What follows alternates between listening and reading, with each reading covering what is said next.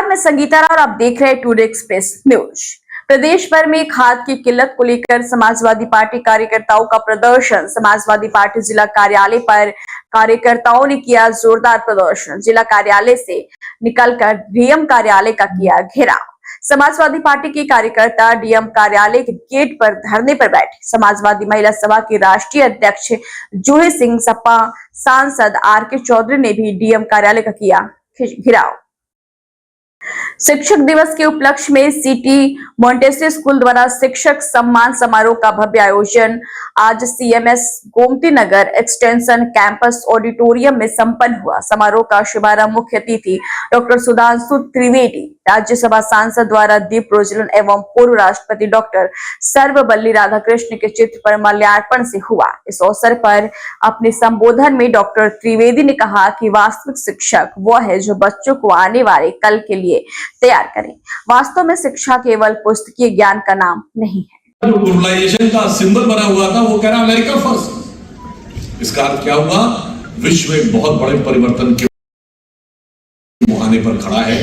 Colonisation, जिसमें अंग्रेजों ने हमको उपनिवेशवाद में गुलाम बनाया, वो केवल 200 साल चला।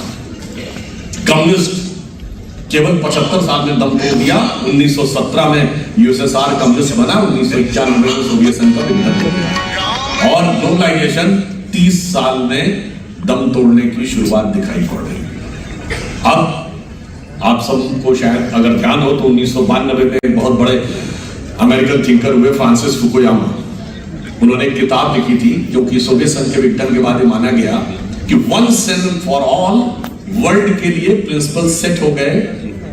लिबरल डेमोक्रेसी, सोसाइटी के नाम पे individualistic society, market economy, consumerism.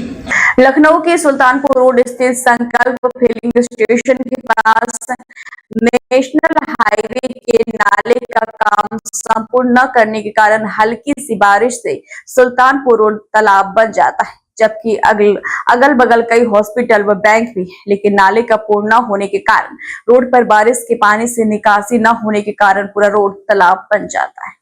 Mughal सराय वाराणसी मार्ग पर जीटी रोड के किनारे खड़ी ऑटो हुई चोरी। सड़क किनारे खड़ी ऑटो यूपी 65 जीटी 6204 को बड़ी आराम से ले गया चोर। बता दें, ऑटो चोरी की पूरी घटना पास में लगे नर्सिंग होम के सीसीटीवी कैमरे में कैद। मुगल सराय की यूनिवर्सिटी में किराए के कमरे में रहता था ऑटो मालिक सुजीत चौहान। पीड़ित ऑटो मालिक पहुंचा कोतवाली। पुलिस को दी लिखित तहरीर। बिहार के कैमूर जिले के अवाम गांव निवासी सुजीत चौहान की हुई ऑटो चोरी।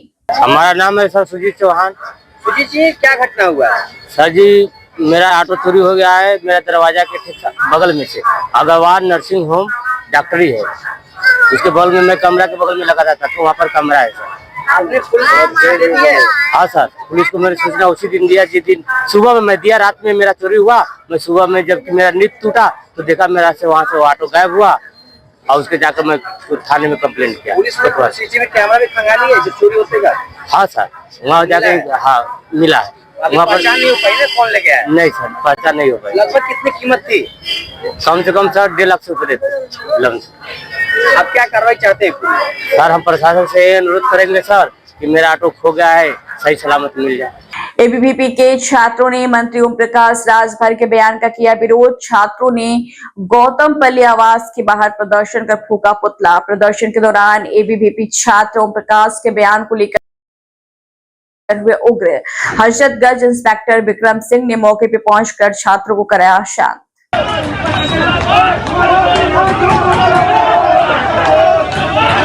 प्रयागराज में झोला छाप डॉक्टरों का मनोबल देखे किस तरह से बढ़ा हुआ है। प्रिया तिवारी, वाइफ ऑफ श्री धर्मेंद्र तिवारी, निवासी ग्राम भगेश्वर कोराव, प्रयागराज बुखार से पीड़ित महिला को पास के ही हॉस्पिटल में मां शारदा हॉस्पिटल में ले जाया गया। नारीबारी प्रयागराज में भर्ती कराया गया था। डॉक्टर के लापरवाही से महिला की मृत्यु हो गई, जिसके 3 छोटी छोटी बच्चियां हैं। डॉक्टर की लापरवाही और धनोगाही के चक्कर में ऐसे ही लोगों की जान जा रही है। इस हॉस्पिटल में ऐसी घटना लगातार घट रही है। उत्तर प्रदेश के माननीय मुख्यमंत्री योगी आदित्यनाथ से गुहार लगाया जा रहा है कि जल्द से जल्द कार्रवाई हो, डॉक्टर और मालिक को जेल भेजा जाए और परिवार के बच्चियों के पालन पोषण की व्यवस्था किया जाए। बिहार के चुनाव में बीजेपी को मिली जीत। गणेश पूजा पंडाल ने विशेष पूजा हवन बता दें कि पूरे देश में गणेश महोत्सव की धूम है और हर पूजा पंडाल में खास तरीके से भगवान गणेश की पूजा आरती और हवन हो रहा है। इस मौके पर संगम नगरी प्रयागराज के 25 साल पुराने एक पूजा पंडाल में विशेष तरीके से श्री गणेश की आरती हवन और पूजन का आयोजन चल रहा है। इस मौके पर प्रयागराज के करेली में इस पूजा पंडाल में खास तरीके का विशेष हवन किया गया। ये विशेष अनुष्ठान का अभिप्राय ये था कि मौजूदा केंद्र और प्रदेश सरकार सालों साल चलती रहे और उसमें किसी प्रकार को कोई विघ्न न पड़े। इसको लेकर विशेष आरती और हवन किया गया। इस दौरान भक्तों के हाथ में यूपी के मुखिया योगी आदित्यनाथ के देश के प्रधानमंत्री नरेंद्र मोदी का पोस्टर और उनके लिए दुआएं करते नजर आए। हमारे यहाँ गणपति पूजा अब की बार 25वां वर्ष चल रहा है और अब की बार यही कामना की जा रही है कि 2027 में मोदी जी की सरकार बिहार में आए, जिससे कि एक वहाँ का भ्रष्टाचार भी खत्म हो और हम सभी सुरक्षित रहें।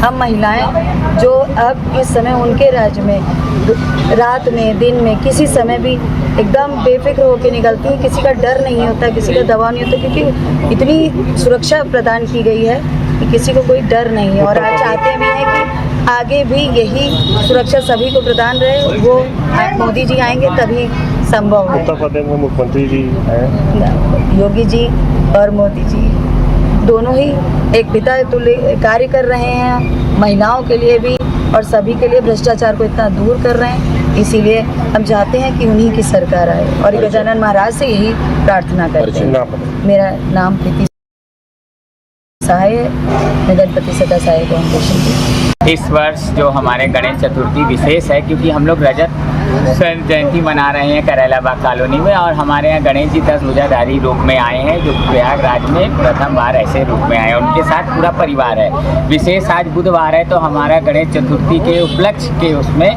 वैदिक मंत्रों द्वारा और ब्राह्मणों द्वारा यज्ञ किया जा रहा है सभी के सुख शांति के लिए। और उसके साथ साथ हमारे प्रधानमंत्री माननीय मोदी जी ही की सरकार बने और बिहार में यही सी कामना करते हैं गणेश जी से, जिससे भ्रष्टाचार दूर हो, सभी के उसमें सबको लाभ हो। जैसे हम लोग को इस समय बहुत सुरक्षित है हमारा यूपी इस मामले में। और गणेश जी के लिए विशेष हम लोग का मोदक और आपके मूंग की दाल का लड्डू जो प्रिय है गजानन को, वो भी चढ़ाया जा रहा है। देखिए यहाँ पे पुष्पों द्वारा उनकी सहस्त्रार्चन किया जा रहा है, दुर्वा द्वारा सहस्त्रार्चन। मैं अखिलेश साय अध्यक्ष, गणपति सदा साई फाउंडेशन प्रयागराज। धन्यवाद। सीएम योगी आदित्यनाथ के गोरखपुर दौरे पर दूसरा दिन सीएम योगी ने की पूजा अर्चना और गौ सेवा। सीएम योगी ने लगाया जनता दर्शन कार्यक्रम। सीएम ने एक एक करके सुनी सबकी फरियाद, अधिकारियों को त्वरित निस्तारण के दिए निर्देश। पुलिस प्रशासन के आला अधिकारी रहे मौजूद। गोरखनाथ मंदिर में लगा जनता दर्शन कार्यक्रम। प्रयागराज नगर निगम द्वारा बड़ी कार्रवाई। वीडियो वायरल होने के बाद आक्रमण करने वाले आवारा गाय को पकड़कर भेजा काजी हाउस। प्रयागराज नगर निगम द्वारा सोशल मीडिया पर वायरल वीडियो को संज्ञान लेते हुए मजदूरी कॉलोनी में व्यक्ति के ऊपर हमला करने वाले गायक को ढूंढकर उसे काजी हाउस भेजा गया। नगर निगम के अधिकारियों का कहना है कि गाय के साथ उसके मालिक द्वारा अवांछित तरीके से दूध निकालना और पर्याप्त रूप से भोजन न देने के कारण गाय उग्र होकर व्यक्ति पर हमला कर दिया था। बता दें नगर निगम के कर्मचारी मौके पर पहुंचकर उक्त गाय को काजी हाउस लेकर आए, जहां स्वास्थ्य एवं शांत प्रकृति पर। सर, मैदौरी कॉलोनी का एक विजुअल वायरल हुआ है जहाँ पे एक गाय द्वारा एक व्यक्ति पर जानलेवा हमला किया गया है। सर, इस विषय पे क्या कार्रवाई की गई है और आगे इस तरह की घटनाएं ना हो इसके लिए नगर निगम द्वारा क्या क्या वो लिए प्रोटेक्शंस लिए जा रहे हैं? ये मामला 28 तारीख का है, 28 अगस्त का। तो वहाँ पर हमारे पास एक सूचना आई वहाँ पे कि कोई गाय किसी व्यक्ति को मार रही है खतरनाक तरीके से। तो हमारी टीम मौके पे पहुंची और करीब 5-6 घंटे का हम लोगों ने सर्च ऑपरेशन जारी किया। रात में करीब 11:30 के आसपास हमने उस गाय को पकड़ा। तो अभी हमारे पास करेंटली वो संरक्षित है और अभी उसका बिहेवियर तो ऐसा कुछ भी नहीं है। वो कोई डेयरी मालिक द्वारा कोई गाय छोड़ी गई थी और बहुत अच्छी गाय है, अच्छी नस्ल की है, ऑलस्टन फ्रीजन नस्ल की है गाय है। करेंटली भी उसका बिहेवियर तो ठीक है, बट पता नहीं ऐसी घटना क्यों हुई है। ये हमारी टीम वहाँ पर जाके एनालिसिस भी कर रही है और जो भी डेयरी मालिक हैं उनके ऊपर जो भी है कि कड़ी कार्रवाई कर रही है, लाइक चालान कर रही है पशु मालिकों का। जो भी बाहर छोड़ते हैं उनके खिलाफ नोटिस या FIR की कार्रवाई की जा रही है। और ये स्पष्ट संदेश हम देना चाहते हैं नगर निगम प्रयागराज की तरफ से कि अगर कोई भी अनऑथराइज तरीके से कोई पशु बाहर छोड़ता है तो बहुत दंडात्मक कार्रवाई की जाएगी। तो सभी लोग अपने पशुओं को या तो घरों के अंदर रखें या फिर अपनी डेयरियां हटा दें, क्योंकि इससे समाज में कहीं ना कहीं एक नुकसानदायक है कि पशु आप बाहर छोड़ेंगे तो ये पशुओं के लिए भी नुकसानदायक है और समाज में हमारे व्यक्तियों के लिए भी नुकसानदायक है। सब परिचय दे दीजिए। मैं डॉक्टर विजय प्रकाश, पशु कल्याण अधिकारी, प्रयागराज। सामुदायिक स्वास्थ्य केंद्र मछली शहर में बड़ी लापरवाही देखने को मिला। उपस्थित डॉक्टरों ने की अनदेखी। जमीन पर तड़पता रहा सांस का मरीज, डॉक्टरों को नहीं आया तरस। सिस्टम के ओपीडी में व्यस्त रहे सरकारी डॉक्टर। बता दें, वृद्ध पति पत्नी सीएससी मछली शहर सांस फूलने का इलाज कराने के लिए आए थे। इलाज न होने से काफी निराश दिखे बुजुर्ग की जोड़ी। बता दें, वृद्ध पीड़ित मरीज का वीडियो सोशल मीडिया पर वायरल है। किसका इंतजार कर रहे हैं आप? हाँ? किसका इंतजार कर रहे हैं? अच्छा, जमीन भी। प्रयागराज में अब तक हुए कार्रवाई में 3000 से ज्यादा कुत्तों पर सुप्रीम कोर्ट के आदेश के बाद कार्रवाई की गई है। माननीय सर्वोच्च न्यायालय के आदेश के बाद प्रयागराज नगर निगम के अधिकारियों ने कसी कमर। अब तक 3 महीना में 3000 से ज्यादा आवारा कुत्तों पर वैक्सीनेशन का काम किया गया है। इसके अलावा पिछले 2 सालों में शहर की 21,000 से ज्यादा कुत्तों को वैक्सीनेशन और स्टेबलाइजर की, जिसके कारण प्रयागराज नगर निगम परिषद में रेबीज और कुत्तों से संबंधित घटनाओं में काफी कमी आई है। इसके अलावा जगह जगह पर स्क्वाड टीमों का गठन किया गया है, जो अपने वार्ड जोन में घूम कर आवारा कुत्तों को वैक्सीनेशन नहीं दिया गया, उन्हें वैक्सीनेशन करंट व्यवस्था की जा रही है। सर, सुप्रीम कोर्ट ने आदेश दिया है कि आवारा कुत्तों को संरक्षित किया जाए, उनके लिए शेल्टर हाउस बनाई जाए और उनको सुरक्षित रूप से रखा जाए। इस वक्त प्रयागराज नगर निगम द्वारा क्या पहल की गई है? माननीय सुप्रीम कोर्ट द्वारा जो आदेश दिया गया था शेल्टर होम बनाने का और सब में संरक्षित रखने का, फिलहाल उसको तो ऑर्डर रिवर्ट होकर कैंसिल कर दिया गया था। अभी जो नया ऑर्डर आया था कि हम जो एनिमल बर्थ कंट्रोल रूल 2023 है, उस नियम के अनुसार हम जहाँ से भी डॉग को पिकअप करेंगे स्टेरिलाइजेशन और एंटीरेबीज वैक्सीनेशन के लिए, तो हम उसको आफ्टर ये सब करके हम जहाँ से उठा के लाते हैं हमको वहीं शिफ्ट करना है। हम कहीं भी इनको ना तो रिलोकेट करें ना ही शिफ्ट करें, क्योंकि इससे कहीं ना कहीं एनिमल्स के एप्लीकेशन या बिहेवियर के खराब प्रभाव पड़ता है, जिससे जो डॉग हैं ये फिर और एग्रेसिव हो जाते हैं। और ये डॉग टेरिटरी में अपनी रहते हैं, ये टेरिटोरियल एनिमल है, तो अगर वो जिस टेरिटरी में रहता है तो वो उसको हम कहीं भी छोड़ देंगे, वो कुछ समय बाद में फिर वहीं पहुंच जाएगा। तो इसलिए एक ऐसा ये प्राविधान है और उसको हम लोग पूरा 100% फॉलो करते हैं। हम लोग जहाँ से भी हमारा जो प्रोग्राम चल रहा है एंटी रेबीज वैक्सीनेशन और स्टेरिलाइजेशन का, तो हम जहाँ से भी उठाते हैं वहीं उसको पिकअप करके ड्रॉप करते हैं। सर, अब तक लगभग कितने कुत्तों को वैक्सीनेशन कर दिया गया है, इसका कोई एक रिकॉर्ड है आपके पास? जी, पिछले 2 सालों में प्रयागराज नगर निगम सीमा क्षेत्र के अंतर्गत हमने करीब 21,000 डॉग्स का स्टेरिलाइजेशन और एंटीरेबीज वैक्सीनेशन किया है।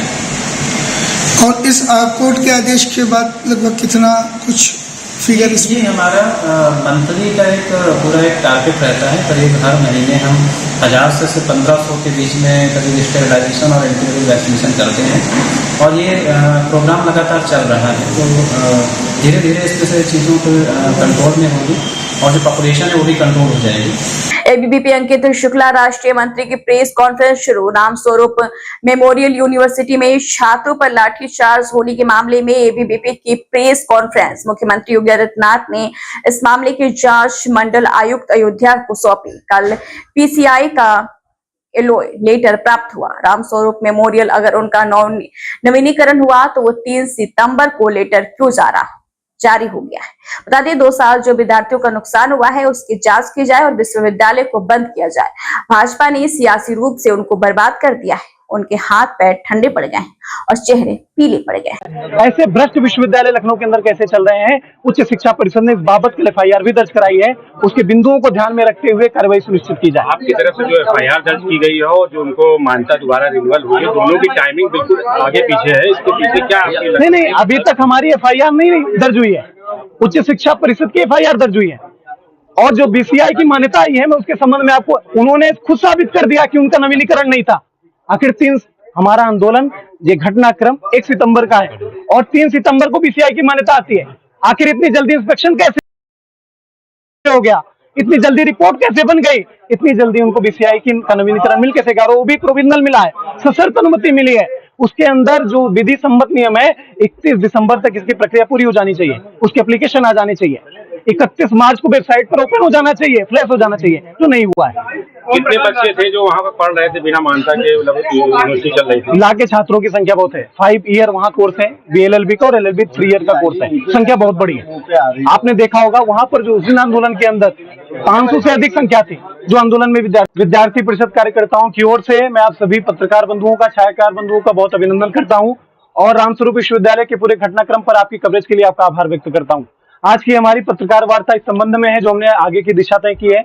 रामस्वरूप विश्वविद्यालय के अंदर शांतिपूर्ण ढंग से विधि छात्रों के न्याय के लिए संघर्ष कर रहे हमारे विद्यार्थी परिषद के कार्यकर्ताओं को और आम विद्यार्थियों पर जिस तरीके से बर्बर तरीके से लाठीचार्ज हुई, उनको निर्ममता से मारा गया, बाहरी गुंडों के द्वारा उनके साथ मारपीट की गई, और उसके बाद का जो घटनाक्रम हुआ हम सबसे छिपा नहीं है। मुख्यमंत्री जी ने मंडलायुक्त अयोध्या और IG अयोध्या को जांच सौंपी है। मुख्यमंत्री जी का एक बयान है कि माफियाओं को मिट्टी में मिला देंगे। मैं मुख्यमंत्री जी से मांग करता हूं कि अब समय आ गया है कि ऐसे शिक्षा माफिया को मिट्टी में मिलाया जाए। ऐसे भ्रष्टाचार करने वाले लोगों को, भ्रष्ट तंत्र चलाने वाले लोगों को चिन्हित करके आपकी जांच समिति उनका नामों को सार्वजनिक करे और उनको जल्द से जल्द मुकदमा दर्ज करके उनको जेल भेजा जाए। रामस्वरूप विश्वविद्यालय जो 3 साल से विधि छात्रों के साथ अन्याय कर रहा था, उनके भविष्य के साथ खिलवाड़ कर रहा था, उनको चिन्हित करते हुए उन सभी लोगों को जेल में डालने का काम ये प्रशासन करे, हम इसकी मांग करते हैं। उच्च शिक्षा परिषद ने कल एक FIR लॉन्च कराई है उनके विरुद्ध, विश्वविद्यालय के विरुद्ध। उनके बिंदुओं को ध्यान में रखते हुए प्रशासन दोषियों के ऊपर कार्रवाई करे, उनको जेल भेजे। साथ ही साथ हमारे कार्यकर्ता आज पूरे प्रदेश के अंदर जिला केंद्रों पर विरोध प्रदर्शन कर रहे हैं, आंदोलन कर रहे हैं। 48 घंटों के अंदर हमको निर्णायक कार्रवाई नहीं हुई, जांच समिति की रिपोर्टों के आधार पर दोषियों को चिन्हित करके जेल नहीं भेजा गया, उन पर कार्रवाई कठोर रूप से नहीं हुई, तो हम प्रदेश स्तर पर भी बड़े आंदोलन के लिए बाध्य होंगे। एक लेटर वायरल हो रहा है जिसमें मान्यता की बात कही जा रही है, उस पर आप जी, वो VCI का जो लेटर है उसमें आप देखेंगे वो प्रोविजनल अलॉटमेंट है, सशर्त अनुमति है उनको, और इस सशर्त अनुमति की भी एक प्रक्रिया होती है। उन्होंने खुद साबित कर दिया कि उनका नवीनीकरण नहीं था, इसलिए हमारा ये घटनाक्रम 1 सितंबर का है, उनको मान्यता 3 सितंबर को कल मिली है। इसलिए वो दोषी हैं, वो भ्रष्ट हैं, और एक दिन के अंदर कैसे इंस्पेक्शन हो गया, कैसे निरीक्षण हो गया, और कैसे रिपोर्ट बन गई, और कैसे सीधे रिपोर्ट उनको मिल गई। इसलिए ये पूरा घटनाक्रम ये जांच का विषय है कि कैसे उनको राज्य विधिज्ञ परिषद की ओर से ये कैसे मान्यता मिल गई, और इसलिए हम ये मांग करते हैं कि इसकी भी जांच की जाए, और इसकी पूरी प्रक्रिया होती है। 31 दिसंबर तक एप्लीकेशन कर देना होता है। आप उनके वेबसाइट को हमने चेक किया है, 7 दिन पहले उन्होंने इसके लिए अप्लाई किया है, एक बार 9 महीने पहले किया था। इसलिए ये पूरा घटनाक्रम ये उन्होंने विश्वविद्यालय को भ्रष्टाचार का अड्डा बना रखा था, जिस पर विद्यार्थी परिषद आक्रोशित थी, विद्यार्थी आक्रोशित थे, और उन्होंने आंदोलन किया। हमारा आंदोलन जारी रहेगा। चेकिंग के दौरान RPF GRPF की टीम ने पकड़ा भारी मात्रा में कैश। एक व्यक्ति की पिट्ठू बैग से बरामद हुआ 35,60,000 कैश लेकर वाराणसी से पश्चिम बंगाल जा रहा था पकड़ा गया युवक। बरामद कैश के संबंध में कोई दस्तावेज नहीं दिखा पाया शख्स। आशीष दुआ निवासी वेस्ट बिदनापुर पश्चिम बंगाल के रूप में हुई पहचान। RPF ने बरामद कैश के संबंध में आयकर विभाग को दी सूचना। फिलहाल आज की खबरों में इतना ही, जल्दी हाजिर होंगे कुछ और बड़ी खबरों के साथ, तब तक के लिए दीजिए इजाजत, नमस्कार। सपा अध्यक्ष अखिलेश यादव ने एक्स पर लिखा पोस्ट, मंत्री ओम प्रकाश राजभर के